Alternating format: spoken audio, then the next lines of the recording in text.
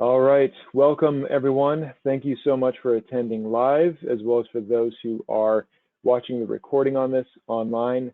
This is always a very exciting part of the year for us to first off to reflect on all of the great progress we've made as an organization and start to create our plans for the next upcoming year, and welcome those who have been elected into new positions and say thank you and a short goodbye to those individuals that are rolling off respective positions.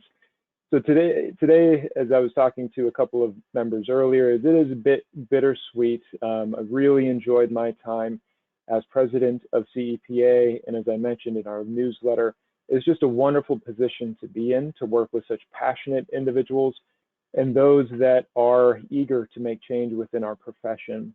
And it's sweet because I get to see new leadership take on the roles of leading this organization and advancing our field. And it's great to be able to watch those individuals continue the great progress that we've made as an organization, and then take this organization to new heights. So thank you to everyone who has been involved in CEPA, as far as the executive committee, those that are on committees, as well as the general membership. And I'll encourage everyone who has not participated on any of these committees to start thinking about doing so, because it truly is a rewarding experience, and you get to meet great individuals that not only will help you in the short term, but you can create long-lasting friendships and partnerships that will really help the organization as well as yourself personally and professionally.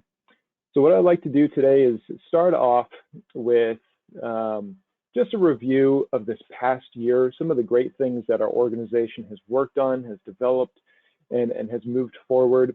Typically, we would move on to the budget report next, but because of timing conflicts, I'm going to have Brian talk to us about the fellowship program, and then we'll go over the budget report, and then go through each one of the committee reports, and then conclude with the election results for the portion of the review of the past year.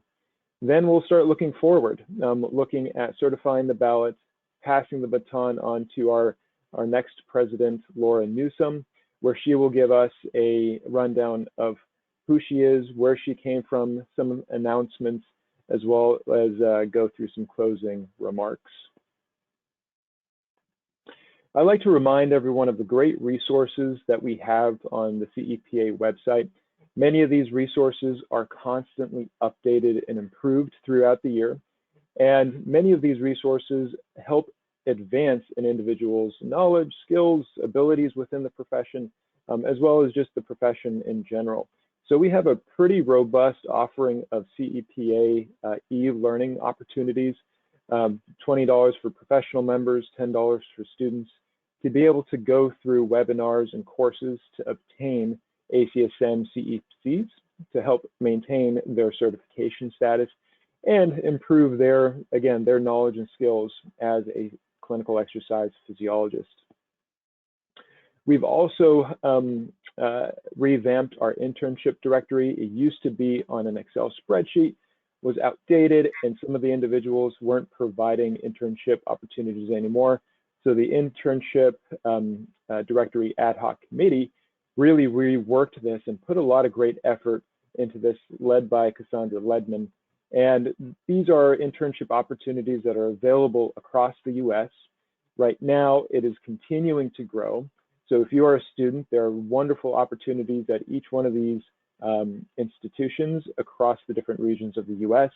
If you are a clinical site that has not added your internship information to our website, I highly recommend you do so.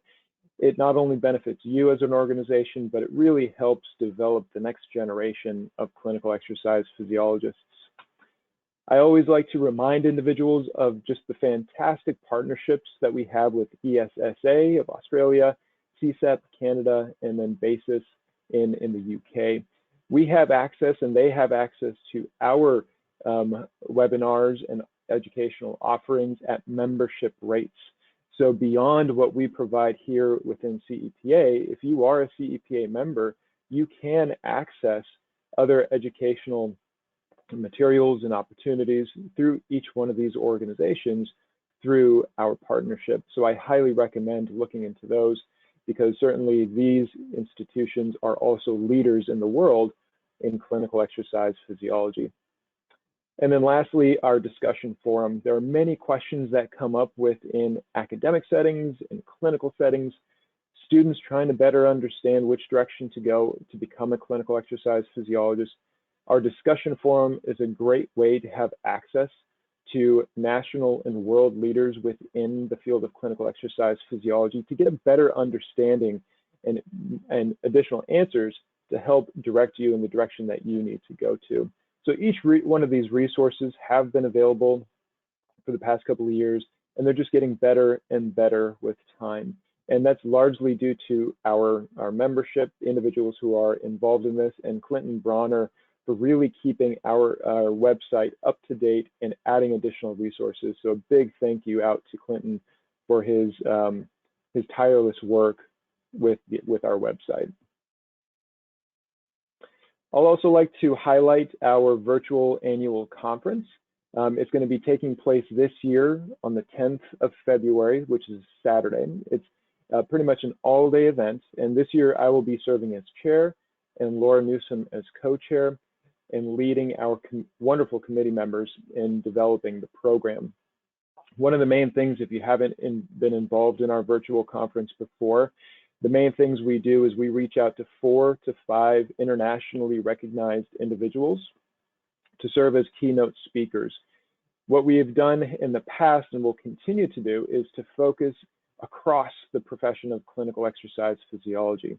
So we'll have individuals in cardiovascular, cardiopulmonary physiology, individuals in oncology, frailty, other areas within our areas where we can practice, to be able to give us the latest and greatest updates on what are the best ways of providing services to the patients that we care for. Last year, we also opened it up to abstract submissions as well as session proposals. So in addition to these keynote speakers, we have dedicated slots for individuals to present either their research or give us an idea of their clinical expertise within their area of practice. We've also opened up an award for a beginning investigator. So individuals that submit an abstract and go through the committee's process of identifying an individual who is worthy of being identified as an emerging investigator, emerging leader, will be able to get find an award recognizing their great work. Stay tuned, because in the next month or so, we will be solidifying when we're going to be opening up applications or submissions for abstracts and session proposals. So please keep an eye out on your email, and we'll be getting in touch with you with those details. A major area of focus for us has been outlining and reviewing some of the steps that we need to take as professionals and as a profession to be identified as qualified healthcare providers. Our virtual town hall series this year that took place in December as well as January really started to put these pieces together and start to advertise what the ACSM task force has been working on, in addition to what CEPA has been working on. It's very likely that we'll continue this tradition to be able to provide a mid-year review of where we stand and areas of focus for individuals that are looking to progress with the field of clinical exercise physiology. And with these professionalization efforts, the biggest thing that we want to achieve is autonomy and respect within the healthcare system. Right now, clinical exercise physiologists across many different professions are not really seen as a regular contributor within this network of qualified healthcare providers. Our efforts with each passing month and year are getting us closer and closer to achieve that status. And this is one thing that we are going to ramp up our efforts and continue to pursue qualified healthcare professional status. And it's looking stronger and stronger with each year.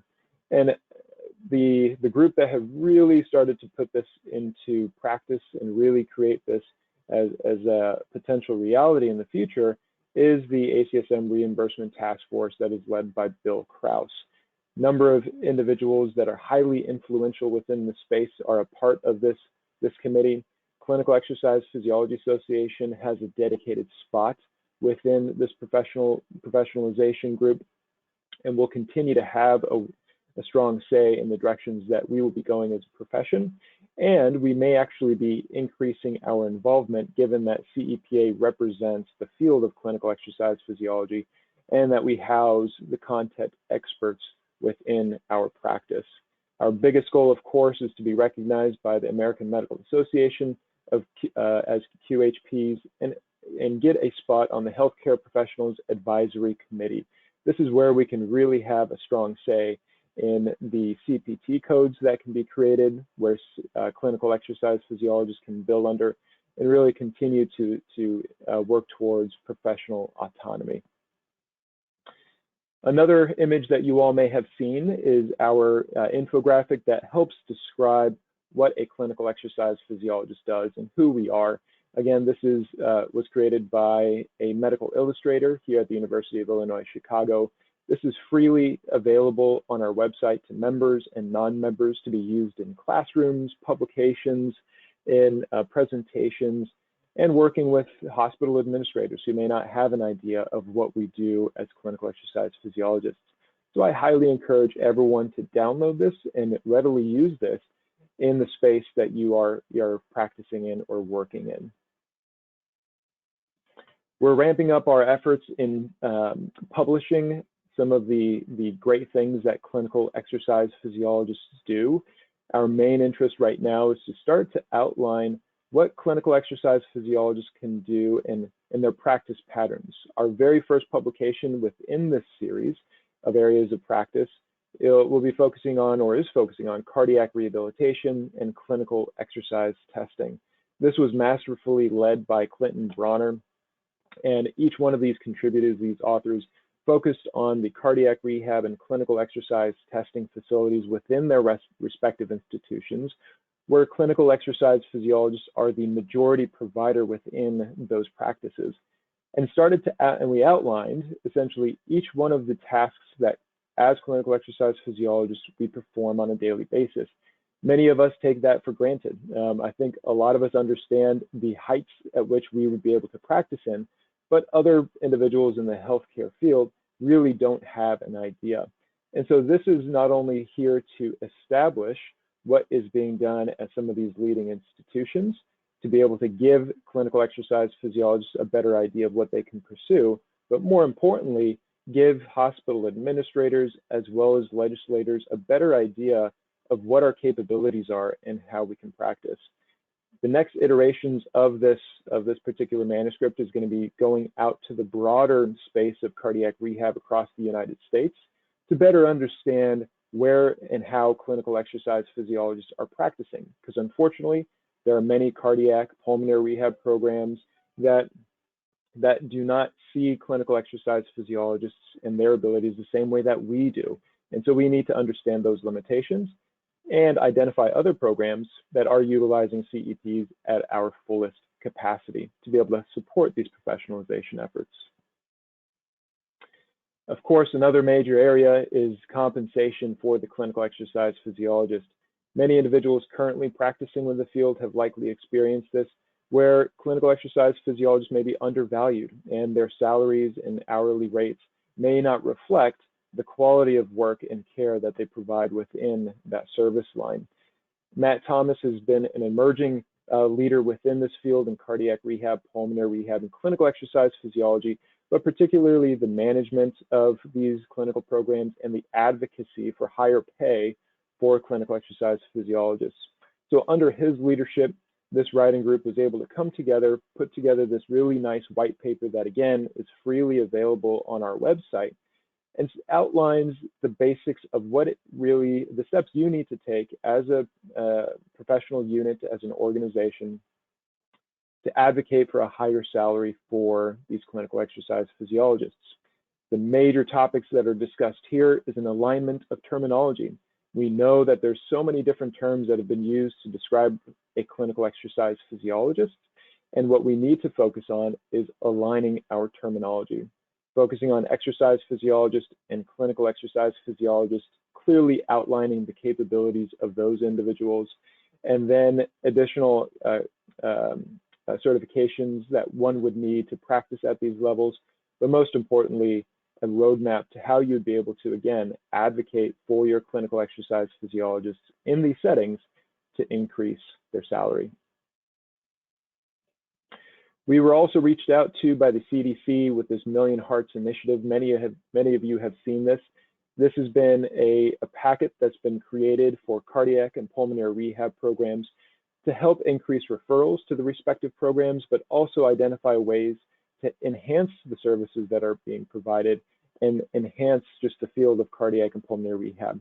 So we've been reached out to the CDC to be involved in these processes, which is another great indication of our organization's recognition within the areas that we commonly practice in. So I only see this increasing with the years as we have been able to establish wonderful partnerships and collaborations with these organizations and have been able to show our worth and what we're able to provide to these particular initiatives. We were also reached out to by ONET.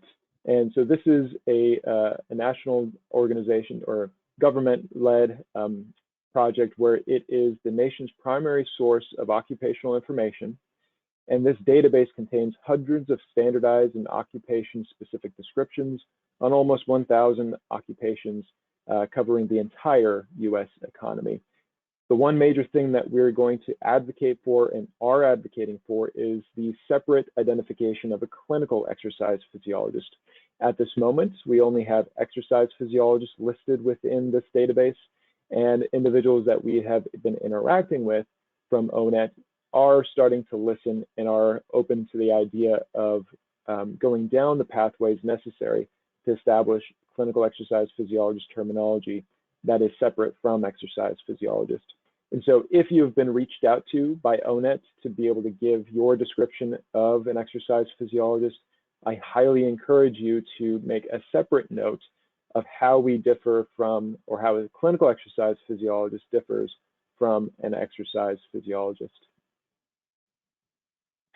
And then very lastly, one of the difficult decisions and the difficult things that we had to do this year was to slowly phase out the CEP registry.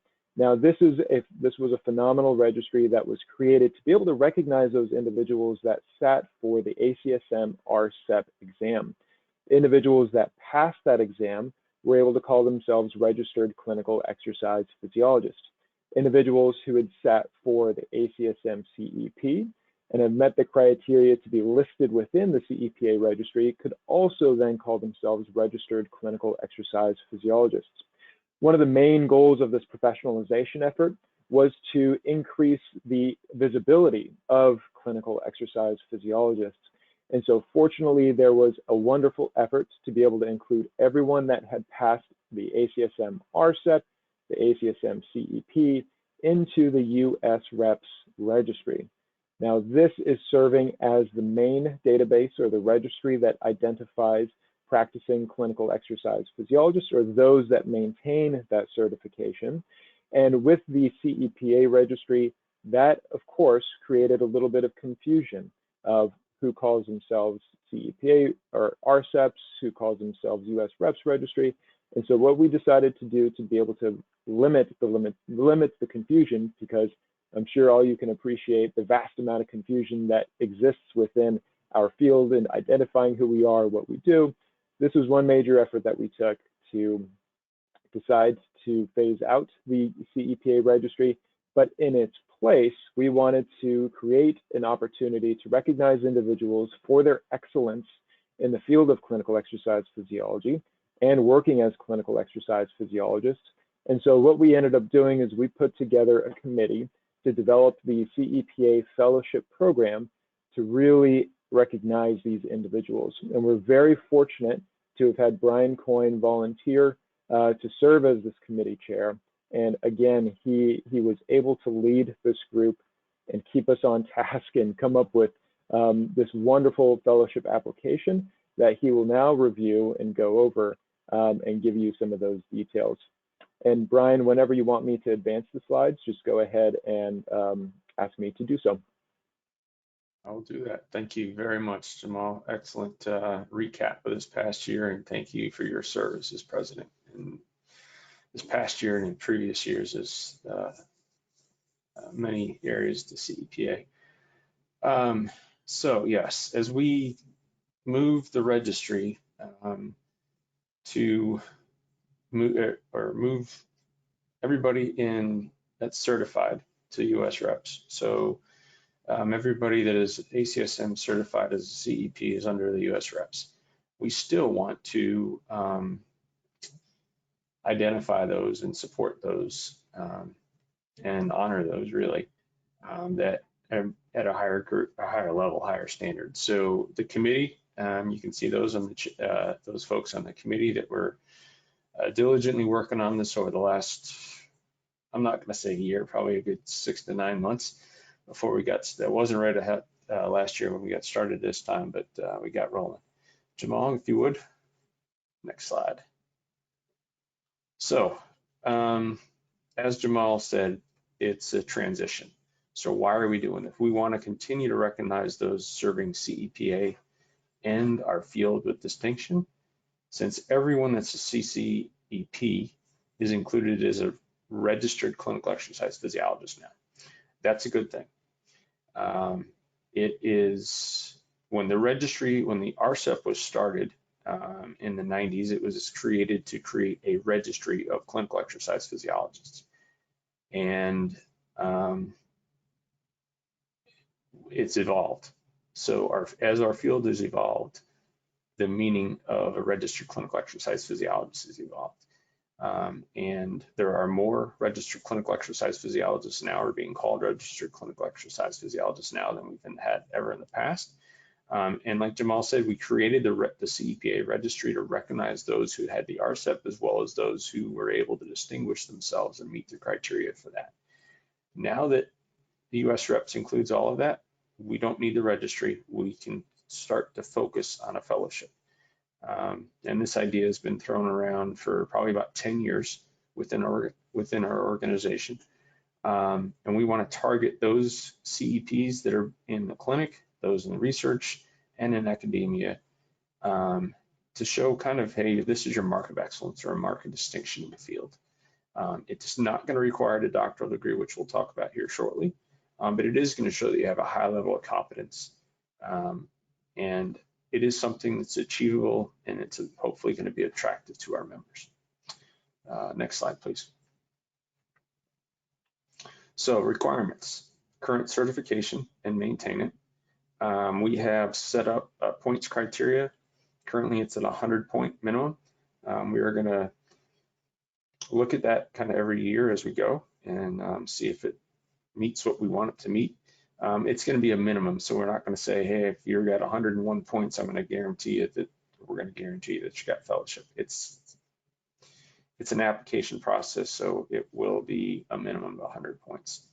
10 of those points are going to have to come from service to CEPA, and you'll better understand what that means once you see the application. What that can include is service as a committee member, committee chair.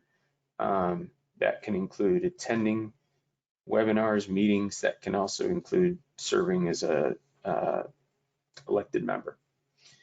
It requires a bachelor's degree in the field, 3 consecutive years of CEPA membership. So if you're just joined or you're thinking about joining, and you know, hey, I should be able to meet this criteria, I'd like to meet this, be a member for 3 years and then apply and support the organization. It's going to also ask you to give you 3 names and contact information for those that support your application. And then it's going to ask you for a statement of why you think you ought to be a fellow and how you've served CEPA in the field. Next slide, please. And what it means to CEPA and what it means to the field, right? So we as CEPs have the pleasure of taking care of wonderful people. But we aren't always able to distinguish ourselves from those outside of what we do. So this is going to demonstrate what we do in our field. This is going to demonstrate our commitment to CEPA. It's also going to allow us to be leaders in our field. So it's going to encourage continued and future leadership. We can't be the field we want to be without leaders in this field leading us. We've had some wonderful leaders over the years, and we will continue to have them, but we need to grow our leadership. And this is one way this is going to help us do that. This is going to help support our membership. In order to maintain fellowship, person is going to have to maintain their membership. So we expect our membership to grow, which is only going to support our efforts nationally. This is going to distinguish those that have served CEPA in the field, and then hopefully we can recapture some of those RCEPs that may have stepped away from membership and decide, hey, I want to get back involved. Next slide, please. What it means to employers? Well, that's a good question. We are the ones that are going to help determine this. Our committees, some of our committees in CEPA are working with employers now, trying to make some of this happen. It's going to show us as employees that we're leaders in our field, and we can show that and market that to our own employers where we work. And the question that employers are having to ask, right, is it worth anything to employers to know that you have a current employee that's involved in the CEP field and knows the trends? We, as professionals, believe it's important, but what do those employers think? And I think that's it, right? Next slide. Yes. Excellent. So any questions you all have on that, feel free to put those in the chat. There'll be time for discussion at the end. I will not be able to join some of that discussion most likely, but I look forward to listening to the rest of this meeting. Thank you. Thank you so much, Brian. Next, we'll move on to the Treasurer Report by Tim Werner. All right, hello, everyone.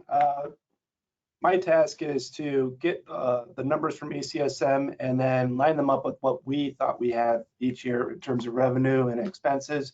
And so I just wanted to give you a glimpse of the revenue for the past year. We budgeted about $43,000 and we came ahead of our budget projections, coming out just a little above $44,000. A big part of that was our memberships. We exceeded our membership projection by about 3,000.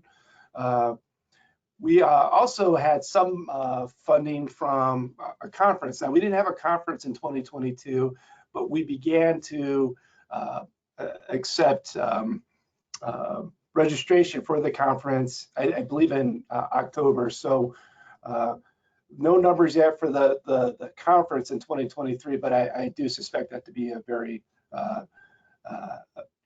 big benefit for the revenue. In terms of webinar, we exceeded our webinar expectations by about 400. We had 6 webinars. 5 of them last year were fee-based, so that is well within expectations. Sponsorship from our many sponsors around 7,000 plus, and our JCEP subscriptions rose a little bit, right around 9,000. So overall, we exceeded the revenue from 2021 by about $1,500. Next slide, please. All right, looking at the expenses, we budgeted for about $44,000, $45,000, and we came way below our expense budget, which is a good thing, around $38,000. Most of their expenses that you're going to see for this association are coming from support staff. We had to spend a great amount of money for publications, processing the journal. There are some travel-related expenses and, of course, expenses related to the webinar. Now, one of the reasons why we think the expenses fell below expectation is because of unused funds from the Legislative Committee and the Marketing Committee. So I'm looking at you folks right now. Please use your funds. They're there for you. Next slide. So overall, just to show you where we're standing right now, we're looking pretty good. We made about $6,000 last year. The available balance as of 2022, excuse me, is around $71,000, $72,000, and total assets just shy of $100,000. So all projections continue to grow as we go through year by year. And for the budgeting for 2023, that still has not come out yet. And the reason for that is we just got these numbers from ACSM.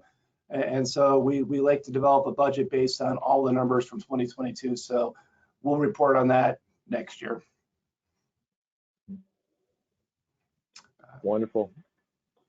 Thank you, Tim, and thank you for your service. You're going to be rolling off as treasurer, and honestly, it just takes a lot of effort to go through that and crunching all the numbers.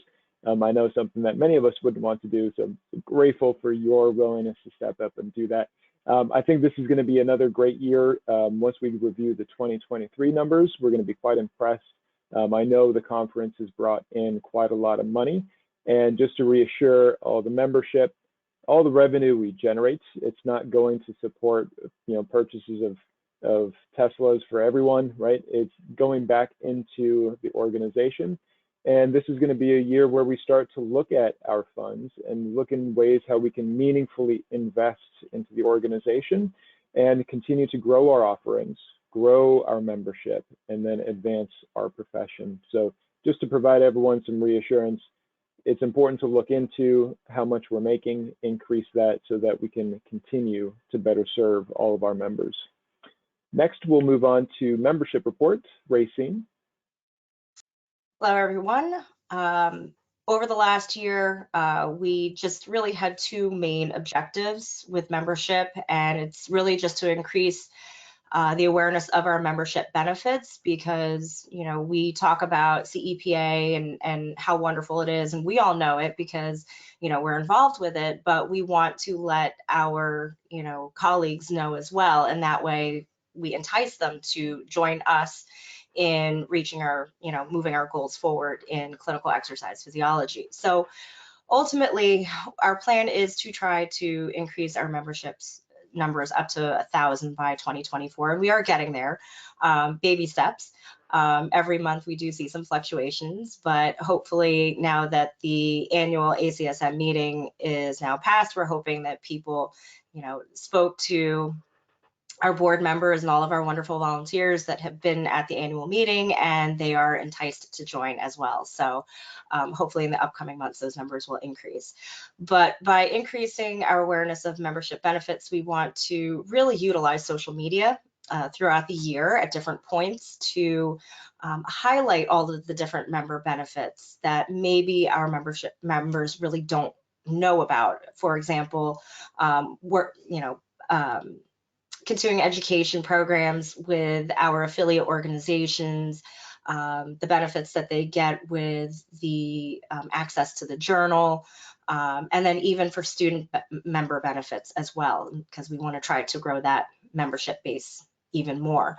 We're also looking to restructure the member renewal emails, kind of make them a little bit more enticing and kind of give them more frequent nudges to remind individuals to renew their membership and to kind of remind them as to what those benefits come with their membership. And then ultimately, we also want to try to identify reasons for non-renewal.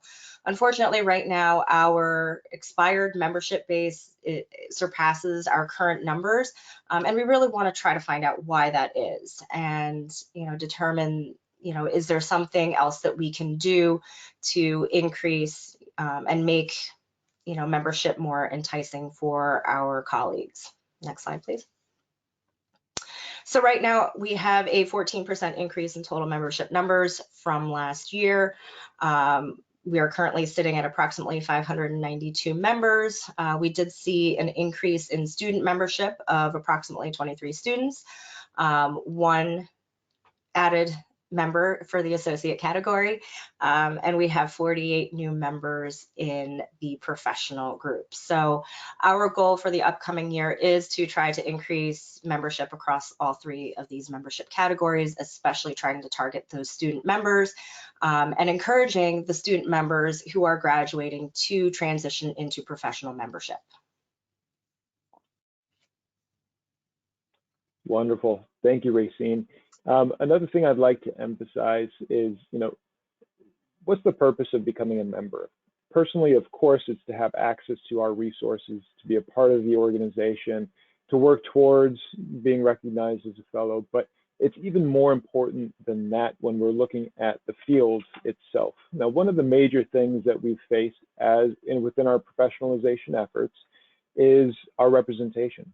Whenever the ACSM is going to meet with the AMA, having these discussions, they're interested to know how many clinical exercise physiologists there are within the US. One number that we can point to is the number of ACSM CEPs. Unfortunately, this value is around 4,000. It's relatively small compared to other qualified healthcare providers. So they need to boost that up. But then when they look at ACSM, they say, hey, you're an organization that represents personal trainers, EPs, CEPs, physical therapists, physicians. Why are you coming at us representing the clinical exercise physiologist? Isn't there an organization that represents that? We're a part of that. So then they ask, how many members do you have in CEPA? And when we say 590, that's not very impressive. So at the very least, what we can do is to be a part of or promote the membership of CEPA so that we can increase our representation within the US so that the AMA can start to listen. So of course, that's going to generate revenue for the organization, and that's typically where our minds go to. You want me to be a member so you can get my money. In this particular case, it's far more important than that. So we really need to start boosting our numbers so that we can have a fighting chance to become QHPs. So I'd like to leave everyone with that thought. Before we move on to the great work that's been happening in the Journal of Clinical Exercise Physiology, and I'll hand it over to Webb to talk about their work. Awesome, thank you for having me, give me a chance to present this. Next slide, please. So I'm going to go through kind of quickly our just a summary here, some general journal updates, including the website changes and our readership indexing efforts, and then also some updates to our content. So we'll get started here with the website. Next slide, please. So the website this year, we did a considerable amount of updating, and this happened both on the visual part that you see. So you probably noticed some changes as you've gone to the journal, including adding making sure that we have our partners all listed. You can see now we have the Canadian Society of Exercise Physiology as a journal partner, and that happened over the last year, sort of a rolled-in transition. We, for the last few years, have been contracted with Allen Press to manage the journal and do those aspects of it. And Allen Press was sold this year to KnowledgeWorks, which is a global organization that manages quite a few things, including print and journals. And so this is also the same organization that manages some of the other larger journals. Next slide, please. So with our journal, though, one of the big website updates, you can see here we have these different panes. The top is obviously a summary of the current issue, which is coming out quarterly. Then we have sort of our latest articles and most read articles on the side, some space for sponsorship, and then a link to a Twitter feed. Now, this doesn't look like a whole lot when you're just looking at it visually on the slide here, but this represents a fairly substantial technological update from where we were with the journal, in the sense that we can actually display some of these things and have spaces where we can do things like present more visually appealing, like infographics, link to other content that has been shared about the journal, and then also share sponsorship things. So quite a lot happened here on the front end. Next slide, please.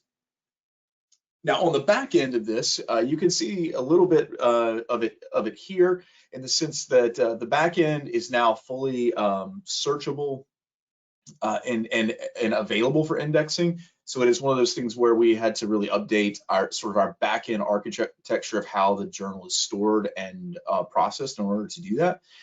So now you see each article is independent. You get a view of the article, and you can actually download a PDF.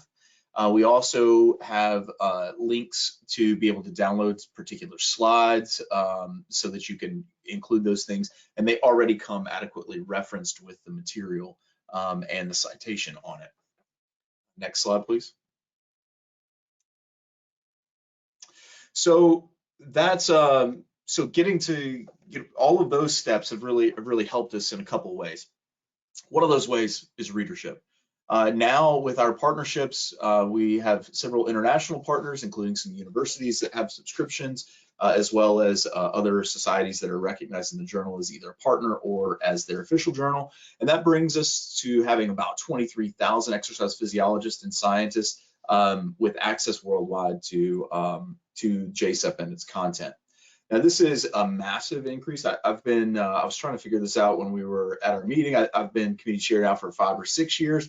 I think when I initially started this process of trying to pursue indexing and expansion of the journal, we had about 5,000 members that could regularly access it. So this is quite an advance. We have lots of people that can access it, which has been great because the content is definitely getting out there. Next slide, please. As part of that readership, we have we've again started. We now have it available where we can have institutional subscribers, which extends us to multiple international institutions that are either current partners or are in the process of working towards that. This is really big for us because it does also help bring the journal closer to the financial neutral product from this, so that we're able to make it a long-term subscription. And this, we're also have expanded to support individual subscribers and article requests. So if somebody just wants an individual article, they can purchase that. It doesn't really make sense because they can also, for nearly the same cost, just join the organization for a year. But we'll let them make their own decision about how they want to spend their money, and if they want to spend it on a single article, that's fine by me. So these are all things that are available. We have not done a lot of individual subscribers yet, although the technical capability is there. It's something that I think we really are trying to route people back towards joining the organization. Next slide, please.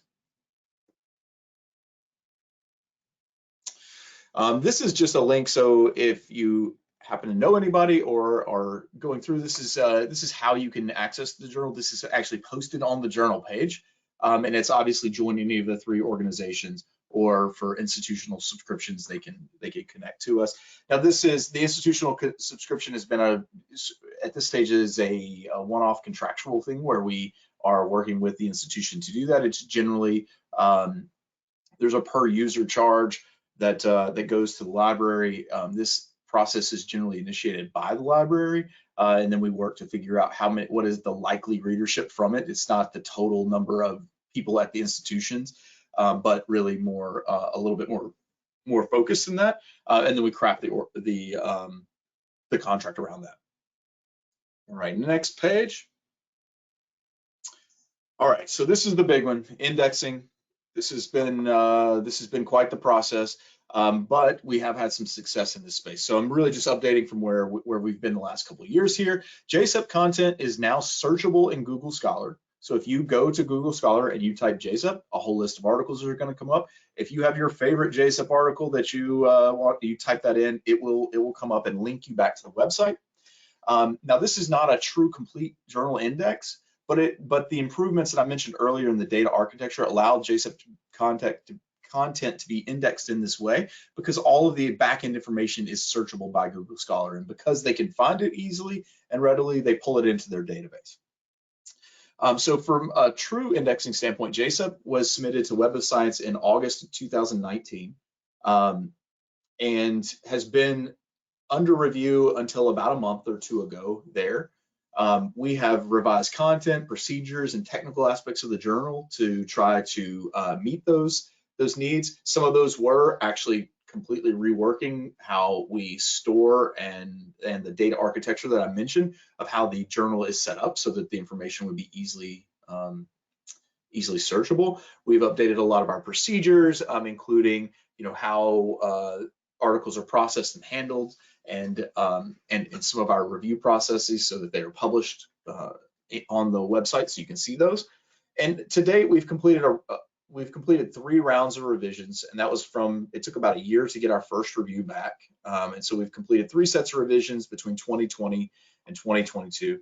And ultimately, earlier this year, that JCEP was triaged pending additional revisions.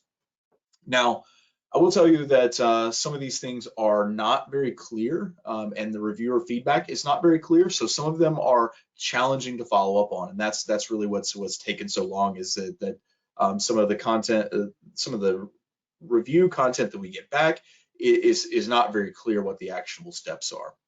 So this is something we're working through. I'm going to give you a little more information on the details of that in just a second, but we also have applications in prep for other indexing services, including recognizing CEPA as an independent publisher of content, so that our webinars and books and those sort of things, we're an eligible publisher for those. And we're working towards Medline and Google Scholar for full journal and publisher recognition. The one thing I would mention there is that we chose Web of Science because you can resubmit fairly frequently without penalty. Medline, you get basically one shot, and then there's a 3-year cooling off period. And so we want to make sure that we're like really well prepared for that when we get there. And Google Scholar, we've obviously already had some success, so it's more a matter of continuing to follow the process with them. Next slide. All right, well, this is sort of what we got back in results from the journal. And so I'm gonna say this, and it will come off as a little tongue-in-cheek, and it probably should, because that's kind of how this is spelled.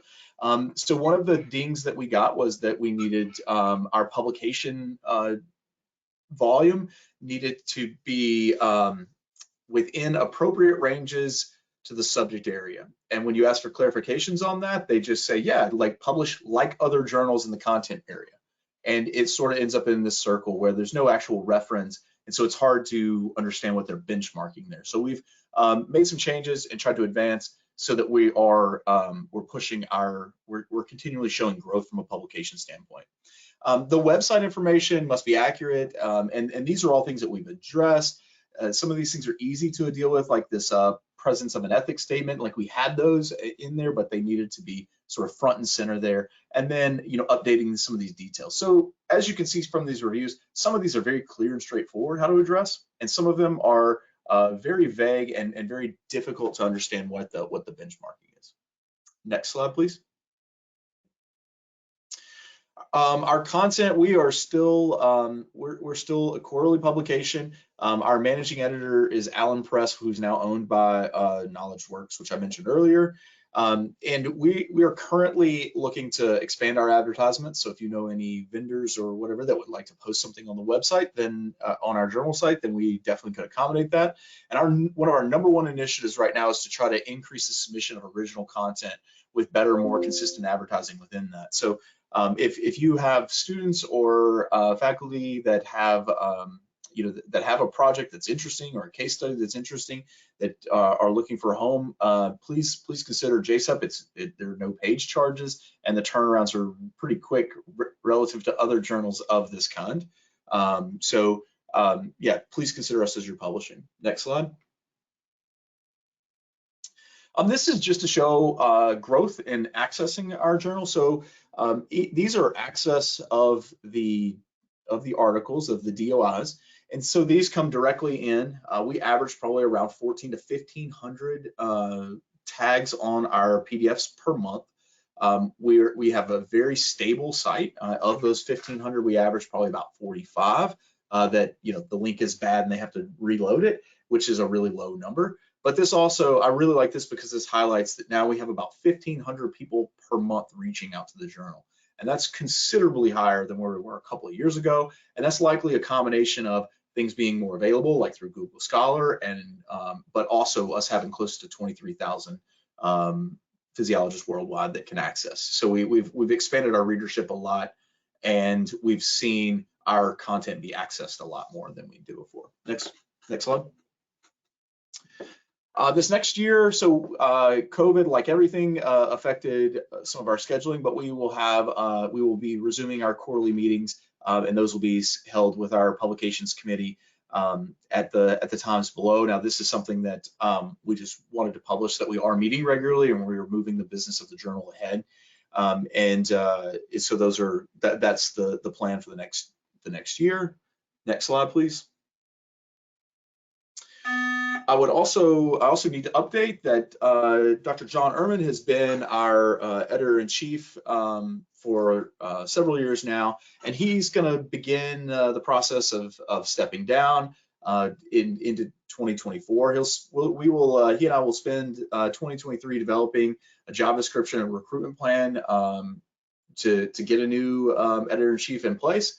But Dr. Ehrman plans to stay on as a co-editor-in-chief for 1 year transition period, and then beyond that, or sort of indefinitely as a special advisor and potential like content and special issue developer. So he has been an absolute great EIC for the journal and has really moved things forward.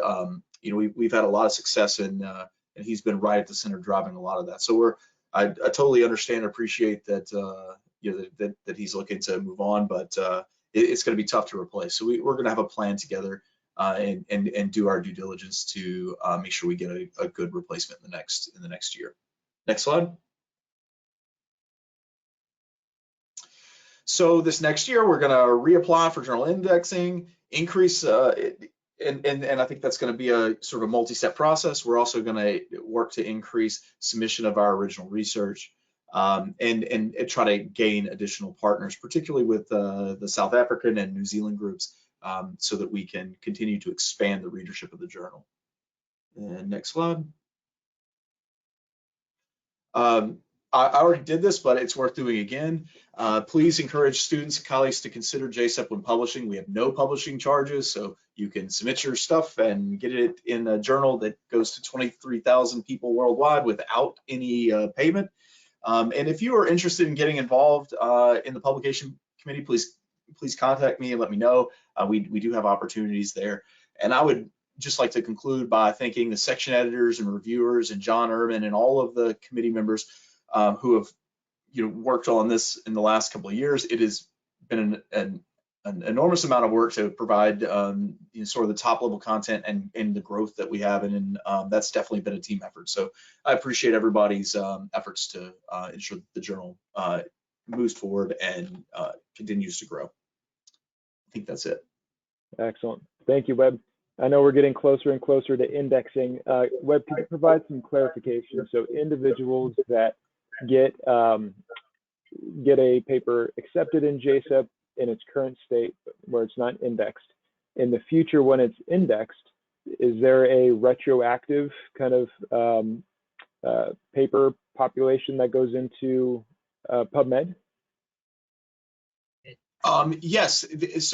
So basically, once a journal gets indexed, it indexes its entire history. So if you publish something now or you publish something 3 years ago, as soon as it's indexed, then it indexes the entire profile of the journal. So going back to 2012, we would have all of those indexed, which is obviously big, but that would be part of it. So the efforts now are to have all of the content ever published by JCEP recognized. Yeah.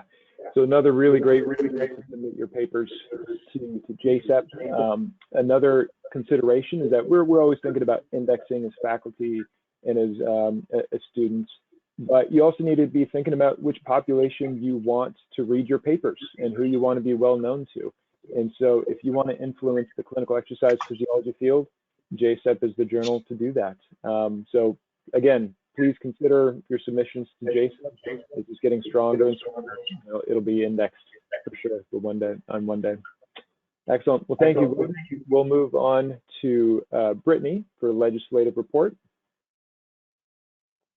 Hi, everyone. Thanks so much for having me. My name is Brittany Overstreet. We can go ahead to the first slide here.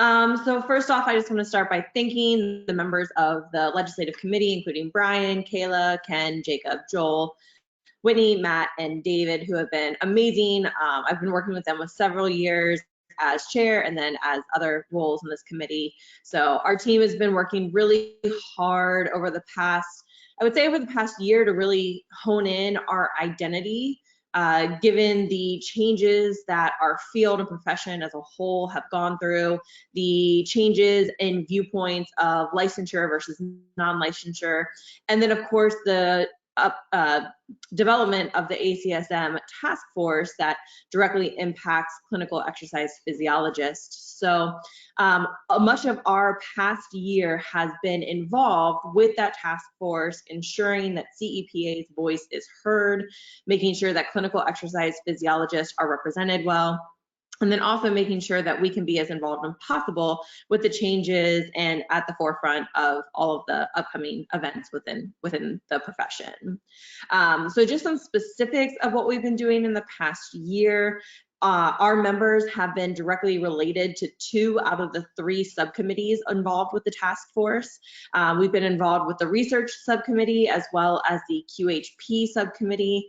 We've been looking at various research that's been published to determine where gaps in the literature and gaps in the field are. We've been publishing and trying to spread the word about how clinical exercise physiologists are uniquely trained and qualified to become a QHP. And then as Jamal mentioned earlier in today's presentation, we actually have a CEPA representative spot designated on this committee now, which is really important just to make sure that our voice is heard and that we're represented well. So with this past year, really focusing on trying to get involved with that task force and maintain that to figure out where our growth needs to be. We have been talking a lot over several meetings to try to figure out where our time and energy is going to be best used, given that some of the involvements with the task force are a little bit above our heads at this time as they have discussions with AMA. So what we're looking to do in the next year is to continue supporting that task force as we all see fit. One of the biggest action items that we are looking forward to completing and working on over the next year is to increase our outreach and to increase our exposure as an organization and as a profession.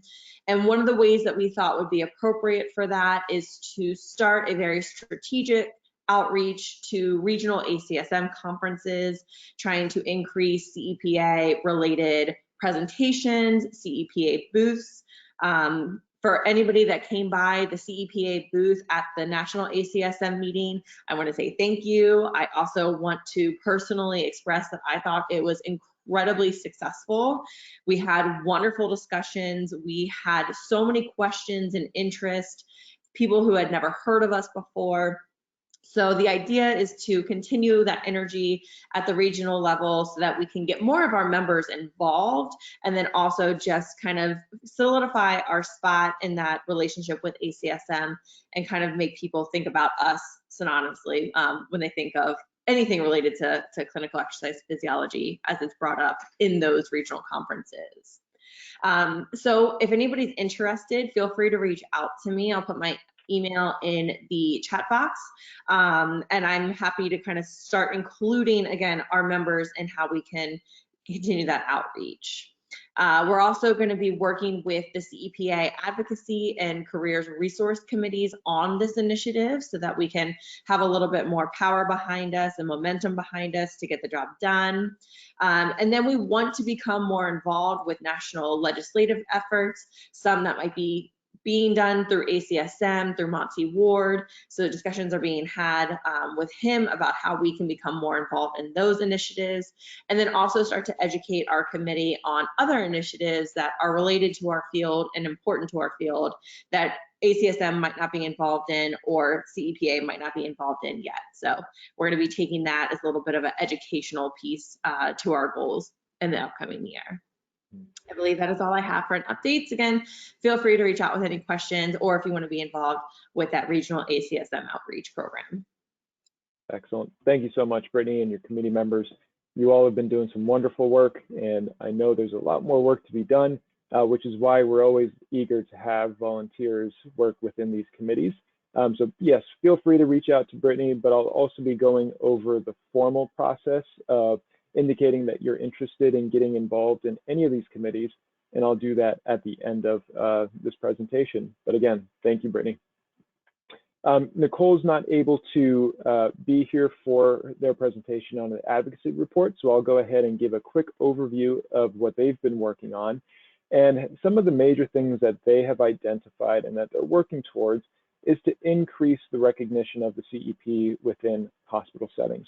And so through the committee members and Nicole, they have some connections with hospital administrators that have been providing feedback on what are the best venues and the best mechanisms that can be used to get CEPs more recognized from these individuals that aren't healthcare providers. They're also in the process of working on a CEPA roadmap infographic. So essentially, a document that could be presented to a student, to faculty, to give a better idea of what it really takes and what training and experiences one needs to become a clinical exercise physiologist. If we were all to just think about all the different pathways that could be taken to become a CEP, we can immediately tell that it's going to be vast. This is a pro and a con. The pro is that there's many ways of becoming a CEP. The con is that there isn't a standardized way of becoming a CEP. And so with that vast array of paths that you can take to become a CEP, there's many of those paths that are just not the best and won't prepare you to be a successful CEP. And so this group is going to be working on that infographic, and we can hopefully launch that sometime this year. They're also looking for other interested individuals in joining the committee that want to help advocate for the field of CEP. So again, I'll go over the process of identifying your interests and formally submitting your interest in which committee you would want to work with. And then they have continued collaborations with the legislative and career resources committees on advancing related goals and ideas. There are so many different things that we are working towards collectively. And fortunately, there's a lot of room to play. And so each one of these groups are taking different paths to help move that CEP professionalization effort forward. So with that, we'll move on to marketing report by Sharit. And I don't see her here. So I'll go ahead and give that report as well. I'm here. Oh, hey, Sharit. Fantastic. Sorry, I just don't have my camera on. I was able to make it. So this year has actually been really great. I have, as you can see, Ronald Bedbo and Kimberly Bryan are both on the committee members, and actually Kim is going to take this role over. And so they've been really, really amazing and very helpful, and we've been really working as a team. We've been using Canva a lot.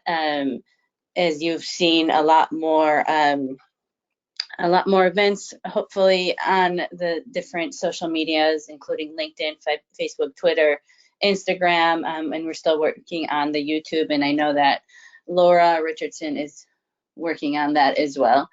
So we've been trying to really get the word out. And as you've heard from Racine, who is in the membership, we're collaborating with her as well, and anybody else that's been getting in touch with us, we are trying. And as you see here, some of the accomplishments is we've been really getting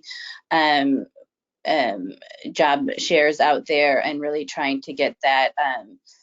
Hopefully people have been seeing that and been using that, and we've been slowly increasing the internship part of it. And what's really been nice, we've been doing getting member spotlights. We're trying to get better on and at that. So once a month, we're trying to get people kind of to see maybe people who are, subscribed to the social media, but are not really a big part. They can see a face, and it's great to get all this information. And I think I'm learning, all of us that are making these member spotlights are learning from a lot of who is involved in CPA, which is really great. And we're just, I think that marketing is more on now social media more than anything else. And I know that, I don't know if you're going to talk about it later, but I know that we're going to also be more involved with publication as well. So I think it's been a really great time. I've had a really great time being the marketing chair, and I know that Kim is going to be amazing going forward. That's it for now. Excellent. Thank you, Sharit. And again, thank you for your service. You guys are probably the most active group of all, and everything that you see from a marketing perspective is coming from these guys, and couldn't thank you enough. All right. We'll move on to career resources. I'm going to throw myself under the bus here because I uploaded the outdated slides, but Garrett is such a pro that he's going to be able to turn things around and make sure it all makes sense. Problem at all. Thanks, Jamal. And I wanted to say thanks to Sharit as she rolls off that committee. A lot of what we do with career resources is showcasing opportunities, trying to showcase the diversity of career paths available to CEPs, and a lot of that is done through the legwork of the marketing committee. So thanks so much to you and your team. It's been great kind of developing some of these initiatives. But what we've done with career resources, the current committee members include myself, our co-chair who's actually rolling into my position as I roll off is Robbie Robinson, who's really taken the lead recently in terms of some of these initiatives, and Dave Vero, whose name you see here as well. Historically, this committee had helped answer questions from one-off emails that might have been received from CEPA about how to transition into the US from other countries, how to transition into the field from different fields. And we've since taken that more towards a curated outreach-driven approach through the CEPA job share. So over the past couple of years, we've worked to develop this member resource. If you follow CEPA on social media, you've probably seen quite a few of these posts highlighting different clinical opportunities, different academic opportunities, different research opportunities. And what we'll do as a committee is kind of curate those submissions through the membership link into the website portal to make sure it's appropriate for our audience. Pretty much anything that's been submitted, whether it's a position or an assistantship or an internship, gets posted through Sharit and her team. What we hope that this will do is continue to showcase the different pathways that are available for our student members, for our young professionals, for more established professionals as well. So trying to increase value for our membership in kind of a unique way. We've been able to leverage our audiences on LinkedIn, Twitter, Facebook, all of the above to hopefully increase the reach for these postings. Over the past 12 months, we've had 24 posts come in. So it's been pretty active, about 2 per month coming in to help showcase our membership, what can be available to them.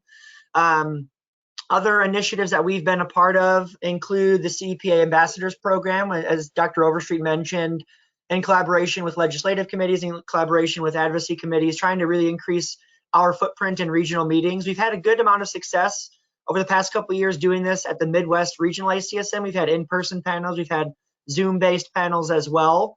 And these have been really well received for a large audience with really engaging questions, talking about how to get involved, what internship requirements are there, how we've kind of made our pathways as unique CEPs in the field.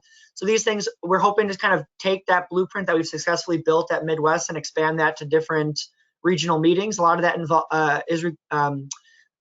requires us to identify active and engage CEPA members in the different regional meetings. So once again, if you are actively going to these regional meetings, feel free to fill out those volunteer forms to kind of put your name out there to help expand our presence at these regional meetings.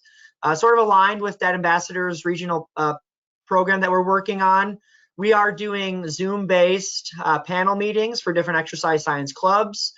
We've spoken to West Virginia University, to Ohio University, to different groups of students that might not have really heard of clinical exercise physiology as a career path. So we're trying to showcase the diversity of our membership and have leaders show up to these meetings and interact with these students. Once again, has been pretty well received. We had a lot of engagement, a lot of interest this past week at the National ACSM meeting for other programs to set those panels up.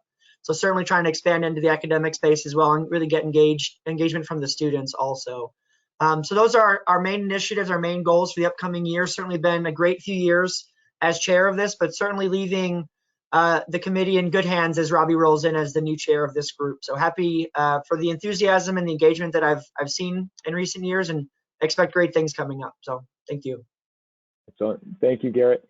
Yeah, if anyone is interested in having a group of clinical exercise physiologists talk to your students, this is a fantastic committee that sets that up, that facilitates it. Many instances, we think we know what a clinical exercise physiologist does, but we have individuals that know the full breadth of what a CEP can do. So don't be shy, reach out to us, and this committee can certainly help facilitate that presentation. Thank you. I'll give the update for continuing education report for Sadie. And Sadie has just been remarkable in this position. It takes such a lot of work to be able to put together these continuing education opportunities. Some of the major accomplishments that this committee has had over this past year is purchasing GoToMeeting and GoToWebinar and having that license that is connected to the organization.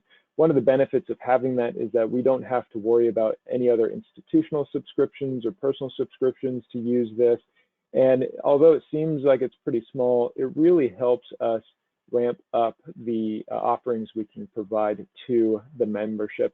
One of the things that we had been noticing is that our audience is continuing to grow with each year, with each webinar. And so GoToMeeting wasn't sufficient to host many of these webinars. And so we increased that to the GoToWebinar package, where that has increased the number of individuals that can sit in on some of our webinars and the conference. This leads to improved features for meetings, webinars, and conferences. And then the other major accomplishment is the increased array of presented topics across CEP, allied health related fields, and able to view after the e-learning platform and that has been uploaded, and for individuals that had registered or had attended live. And just a quick view of what was presented this past year. The major topics included exercise oncology, diabetes education, certification, maximal exercise testing and cardiac rehab, role of the clinical exercise physiologist in non-medical settings, exercise and rehab in chronic kidney disease, and then psychology and behavioral changes. One thing that this group is looking to do is to increase the number of webinars that are offered each year. And that is not only going to provide wonderful content, but that's going to provide increased opportunities for CECs to maintain those certifications. And this group, again, has done a phenomenal job and will continue to grow those offerings over this past year. In addition to that, broadening the presented topics, which is going to lead to increased knowledge across the field and other allied healthcare areas, and then inviting other allied healthcare professionals to present and attend our offerings, which will lead to increased interdisciplinary collaboration, which is extremely important in the way that we treat our patients. We'll move along to the strategic plan report by Aaron Harding. Thanks, Jamal. And as somebody who's been to every single CEPA business meeting, I will just say this is the most phenomenal collection of work and effort that we've done. We just celebrated our 15th year, and I'm very proud to see all the work that everybody's done. You can go to the next slide. So our strategic plan has four major arms to it. It's our membership growth, our financial strength, and professional growth and development, as well as our organizational structure and support. And so I'm not going to go through each of these because I think we've had some great reports today. But this strategic plan is the third iteration of CEPA's strategic plan. The first two were probably a little more detailed and comprehensive, that were maybe 3 pages long and had a time frame of 5 years.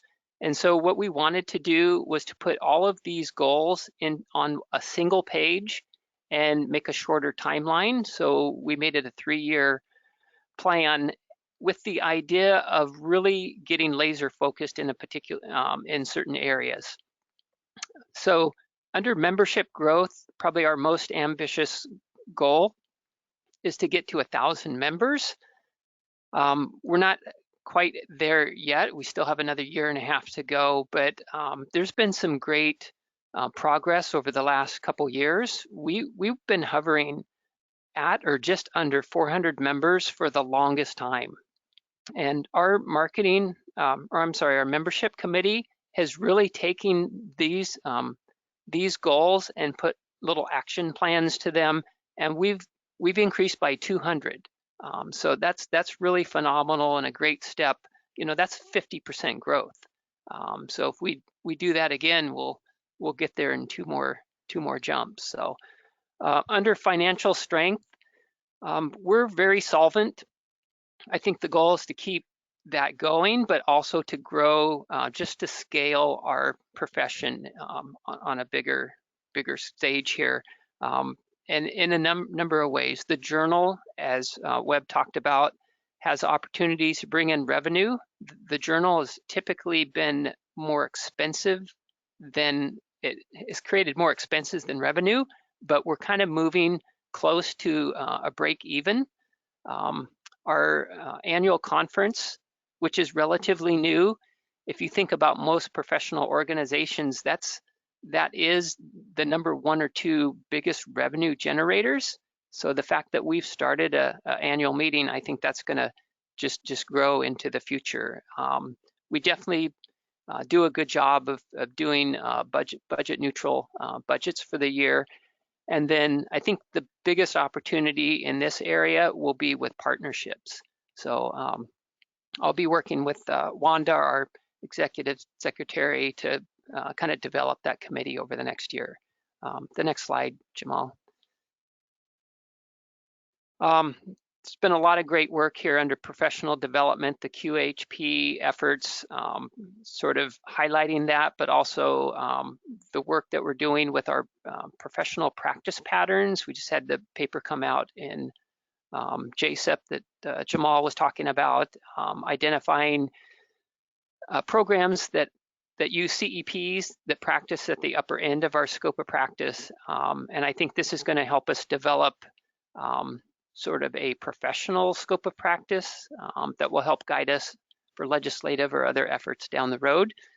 And the organizational and infrastructure and support, as we grow and we scale bigger, we need to make sure that we have the right infrastructure and the right support we need to do this. So we've got another year and a half to go on this strategic plan, and then probably next year at this time, we'll be looking toward pulling a committee together to grow the next, or to start the fourth iteration of the strategic plan. So overall, this is phenomenal work, and we've been addressing pretty much all of these areas. It's been the blueprint that's kept us sort of looking true north. Yeah, and Aaron, thank you for leading this effort to put this together. And Aaron is a past president, and anyone who's been involved with CEPA is grateful for having Aaron around.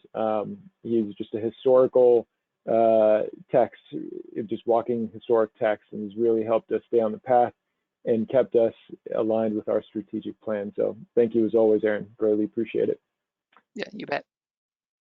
So lastly, I want to reinforce that we are a group of very passionate volunteers. However, we need more passionate volunteers to be able to do what we intend to do in these upcoming years. So if something has resonated with you during this presentation of what we've done in this past year, please reach out to us. Go to our homepage, go to the About section, CEPA Leadership, and then as you scroll down, you will see this button right here for Volunteer Committee Form. Please fill that out and then identify where you would like to get involved. We're a group of volunteers again, and we can only do so much, and so we just need as much help as possible, but we're doing amazing things. Really quickly, recognizing those individuals that are rolling off, our past president, Laura Richardson, really spearheaded so many of these efforts and has done phenomenal things during her time here at CEPA. The treasurer, Tim Werner, clinical members at large, Mary Souter, student representative, Jamie Pelston, and then marketing, Sharit. Really, really thank you for everything you all have done for the organization. Next, we have our election results. Our president-elect is Garrett Griffith. Our treasurer will be Stephen Katayan. Clinical members at large, it will be Mallory Rice, and then student representative, Ron Benbow. And the next order of business is to virtually certify the election. I promise I will not be leading any insurrections during this time. And so what we will be doing is essentially voting on this, and we need the professional members to vote on this, on passing and certifying the election results. And Taylor, do we have the survey available for that? Yes, so I will launch the poll now.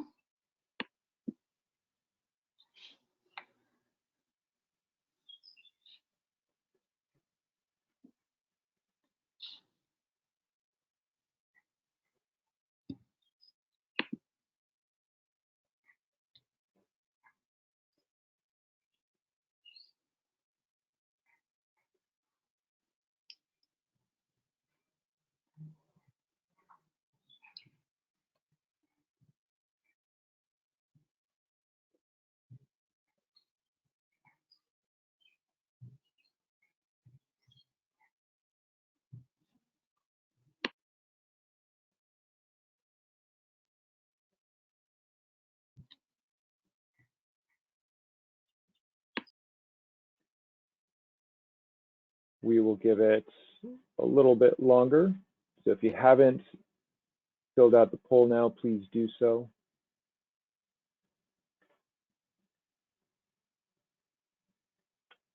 It looks like we have a majority of individuals, almost there, 83% have voted. I can close it when you're ready, Jamal. All right, I'd say that's a pretty good number right there. All right.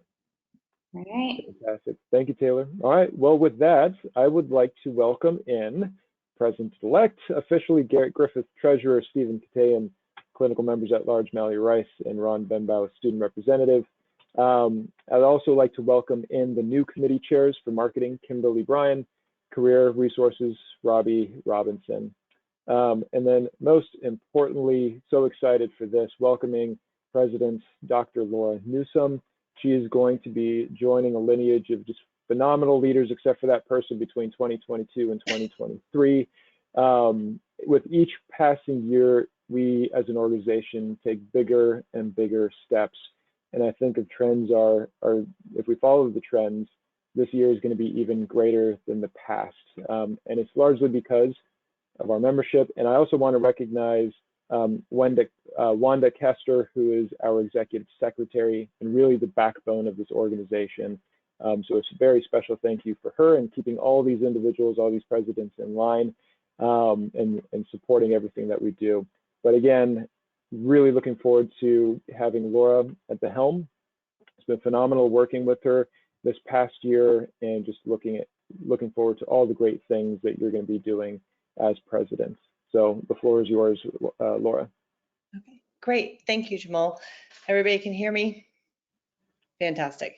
Okay, so reiterating what Jamal just said, we have had a wonderful development of CEPA for over the past 15 years, starting with Randy Light, going all the way through to Jamal, and I certainly have some big shoes to fill. So with respect to time, we've got about 6 minutes, so I'm going to quickly fly through my slides. I want to first thank Jamal for all his wonderful work. He has done a phenomenal job in the past year. And like I said, I have some big shoes to follow. He has started some major initiatives that we are interested in pursuing. And if, as you were hearing all of the different presentations from all of our committee members, they have some great initiatives that they want to continue, and I hope to support them all as we move into 2023. So I just want to give you a little background about who I am. I'm originally from Toronto, Ontario, and after completing my bachelor's degree at University of Waterloo, I had my first cardiac clinical exercise physiologist job at the Rouge Valley Health Systems in Toronto, Ontario, and worked with that. So I have some experience as a clinical exercise physiologist. And then I had the opportunity to go to Wake Forest. So I switched countries and moved down to North Carolina and did my master's degree at Wake Forest University in the exercise physiology area, which strangely enough connects Jamal and I, as he is an alumni of Wake Forest University as well. And then I, after finishing my master's degree, I got certified as a clinical exercise physiologist, and got hired on at Cape Fear Valley Health Systems in Fayetteville, North Carolina as a clinical exercise physiologist. Again, strangely enough, former President Trent Hargens was the clinical exercise physiologist there. So I didn't know who he was when I moved into his position, but he left it vacant, and I stepped in and worked there for several years doing cardiopulmonary rehabilitation. And then I had the opportunity to pursue my PhD, which was a big undertaking because it was certainly not my original career path. And so I went to Virginia Tech and did my PhD in clinical exercise physiology under the direction of Dr. Bill Herbert, who has been a huge person in ACSM. And at that time, I had the opportunity to learn more about ACSM, and strangely enough, CEPA started while I was a student there, so I had the opportunity to get involved there, and I'll talk about that in a second. And upon finishing my degree as a doctorate in clinical ex phys, I had an opportunity to apply to Radford University and I am now still there 12 years later as a professor and the program director of allied health sciences. And I teach a lot of the students that want to go on to PT, OT, AT, clinical ex phys. We filter all those students out and send them in a variety of different directions. Next slide, Jamal. So as I mentioned, my journey through CEPA started in 2012, and I got involved in as the marketing committee, working in the newsletter and producing the newsletter for our wonderful past presidents, David Verrill, Robert Berry, and Aaron Harding. So I worked very closely with all of them during my years as newsletter editor. And then I became the EC secretary from 2018 until 2020, working with, of course, Shell and Brad Roy and a little bit of Trent Hargens as he transitioned off.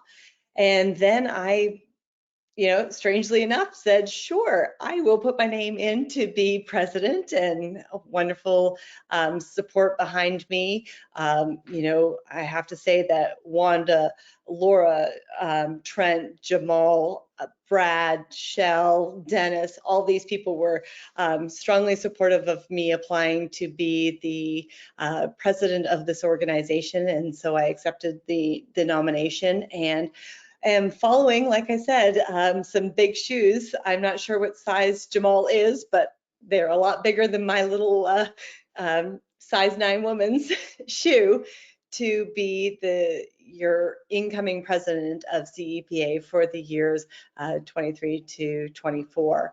I will be the I think it's the 5th female president of CEPA and number 16, and I hope to move on and progress CEPA as an organization with all the initiatives that our committees are promoting.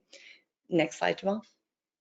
So again, my goals for CEPA in the next upcoming year is to definitely grow our organization. You've heard about all the initiatives that our committees are interested in doing. We definitely want to recruit new members. So any opportunity that we can reach out in regional chapters or in AACVPR, where we see a lot of clinical exercise physiologists, we need to be reaching out and saying, hey, are you guys aware of CEPA? And so I definitely want to promote and push that even further. Next, one of the things that, if I flip-flop my last 2 bullet, or my middle 2 bullet points here, is I definitely want to continue on the work that Jamal has started with Brian chairing this fellowship program, but I also think it would be great to develop a mentorship program in tying in with the fellowship. So as you get to be a fellow, tie in some form of a mentorship program so that we can increase the numbers of new members that are actively involved in CEPA, and continually grow our membership so that we can achieve that 1,000 membership point number come 2024. And of course, we're always growing our educational materials. So I'm looking for people that are interested in doing webinars, getting involved with our annual meeting, getting just, developing the knowledge of what CEPA is. So in the essence of time, my last slide, I think, says, hey, we're open for new discussions and encourage any discussion at this point. Feel free to contact any of us, whether it be past president, current president, or my wonderful president-elect that's going to follow me. Of course, that would be Garrett Griffith, that you just approved and voted in. So I'm hoping that we can grow CEPA to be even better as we grow, as our organization grows across the national borders. So I'm opening it up for discussion. Taylor, if you can open it so people can ask questions. Yep, so folks can go ahead and ask questions now. We have a couple to start off with. Let me just pull this open so I can actually read it. So the first question that we see right now is in reference to compensation as a ACSM CEP. So I'll read the question. Are there any resources to see compensation? ACSM CEP is not required in several cardiac rehab sites. How can we show the value of the certification and advocate for a higher salary? We have exercise physiologist 1 and 2 positions, and now we are reviewing to create exercise physiologist. If you have any guidelines or job description for 1, 2, and 3 from any other organization, I would really appreciate it. Wonderful. So that is obviously one thing we're pushing for, and I will turn it over to either Jamal or Sadie or Brittany to talk about legislative. Mm-hmm. Yeah, so at this point, we know of a number of individuals within our organization that have pursued this. So Matt Thomas, Brian Coyne are individuals that have created descriptions for these different levels. This is something that we have not published on our website, but I like that you bring this up because we're hearing of more and more individuals wanting to come up with these descriptions, because that's exactly one of the issues that we have. There's so many different descriptions that we use for a clinical exercise physiologist, largely because we don't have a legal scope of practice.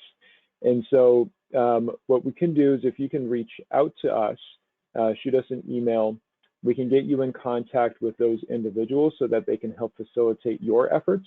But we will certainly write that down as one of our to-dos for this upcoming year, to see how we would be able to provide some recommendations on how to go about these types of activities. The white paper that Matt Thomas had led for compensation would be a very good place to start. Although there isn't anything that says that you should use this or you should do that, it starts to provide you a very good idea of different paths you can take to pursue some of these efforts. And I'd certainly open it up to any of the other panelists if they have anything else they would want to say about that. But I think just reaching out to us, we'd be able to get you connected with those individuals.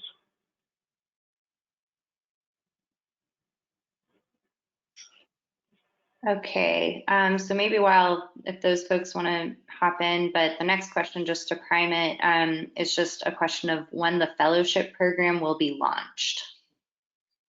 We have a timeline for that. Is Brian on or is he not? I can't see, I'm sorry. I can check. Looks like he's on, but currently muted. So we currently do not have a set date. One of our goals is to open up the application process to sometime in September. What we need to do right now is to have our executive committee approve or formally approve the creation of a fellowship. the idea of fellowship. And so fortunately, we have all the materials, all the applications that we would use to ask individuals to fill out and submit. And so a tentative date that we have identified is September.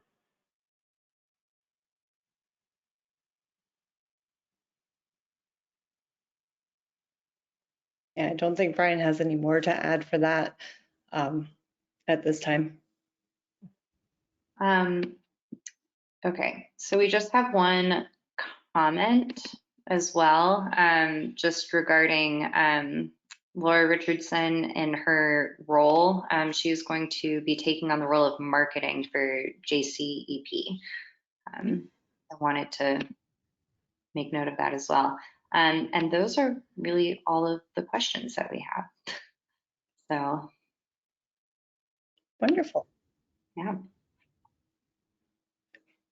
Well, as the new president, I would like to say welcome to all those that are new to the organization, and thank all those that have continued their membership within CEPA. And I look forward to leading this group in 2023 to 2024. And please, as Jamal had mentioned before, reach out to us at any time if we can help you, guide you, provide resources for you. We are here to support and develop the profession of clinical exercise physiologist. So if I can't answer your question, I'm sure I can forward it on to somebody who could, but we definitely are here to support and grow the profession as a whole. So we will wrap this up, and thank you all for attending the annual meeting. And Jamal, congratulations on stepping down. Garrett, you've got, you and I are picking up the reins and running forward, and I look forward to working with everybody in this coming year. Okay, thank you.